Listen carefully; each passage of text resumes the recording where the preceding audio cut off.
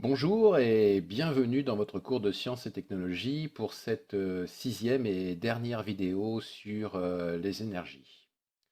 Alors ce que je vous propose, c'est de revenir sur notre défi des petits léonards pour valider notre objet grâce à la démarche expérimentale. Et puis on fera un petit tour d'horizon de cette séquence. Séquence qui a d'ailleurs été très dense. Donc, commençons tout de suite par la première partie. Rappelez-vous, il s'agissait d'utiliser la force du vent pour soulever un objet. Vous aviez à votre disposition cette fiche qui nous a permis de fabriquer cet objet dont nous allons maintenant valider le fonctionnement. Pour cela, nous allons donc utiliser la démarche scientifique ou démarche expérimentale vue dans la séquence numéro 1 sur l'air. Je commence par écrire mon hypothèse. Je pense que mon objet fabriqué pour le défi est capable de soulever une masse à l'aide du vent. Je réalise ensuite mon expérience. Je vais donc utiliser un ventilateur qui va me fournir l'énergie éolienne et une boîte de masse marquée. Je pourrais faire mon choix entre différentes masses allant de 1 à 200 grammes. Je procède maintenant aux essais en choisissant de commencer par une masse de 5 grammes, que je positionne sur mon trombone faisant fonction de crochet. Je passe maintenant à l'étape suivante, j'observe et je prends des notes.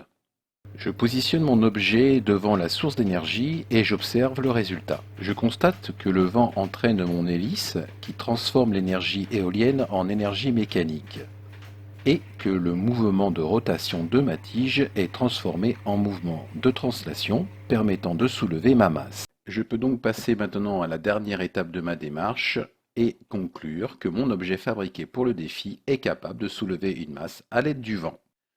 Je peux procéder à de nouvelles observations qui vont faire apparaître de nouvelles hypothèses, comme je pense qu'en changeant mon hélice en papier par une hélice en plastique plus rigide, je vais pouvoir soulever une masse plus importante.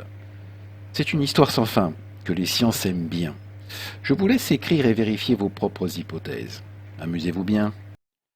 La première partie de cette vidéo étant terminée, nous allons maintenant passer à notre tour d'horizon de cette séquence. Pour cela, je vous invite à prendre connaissance du document bilan séquence 6 les énergies se trouvant en lien dans la description de la vidéo.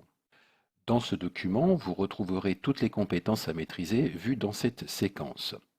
Vous pouvez vous auto-évaluer en essayant de vous demander: suis-je capable de, par exemple, définir le mot énergie, énumérer ses différentes natures, leurs sources, leur utilisation et si elles sont renouvelables ou pas, et ainsi de suite.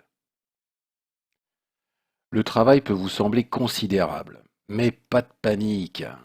Revoyez tranquillement les vidéos en y associant les compétences au fur et à mesure. Et puis, je suis toujours là. Le fil de discussion sur Pronote est opérationnel. Vous pouvez me consulter en cas de problème. Mais avant de vous quitter, j'aimerais vous lancer, mes petits Léonards, un nouveau défi. Votre défi, étudier cet objet en vous posant des questions. Où ai-je déjà vu cet objet? Quel est son nom? Quelle est sa fonction d'usage? Avec quelle énergie fonctionne-t-il? Comment cette énergie est-elle transformée en mouvement mécanique? Autant de questions qui vont vous permettre de réutiliser toutes les compétences acquises de notre séquence 6. Votre cours de sciences et technologies est maintenant terminé. Je vous remercie de votre attention et de votre participation et je vous souhaite une bonne journée. À bientôt.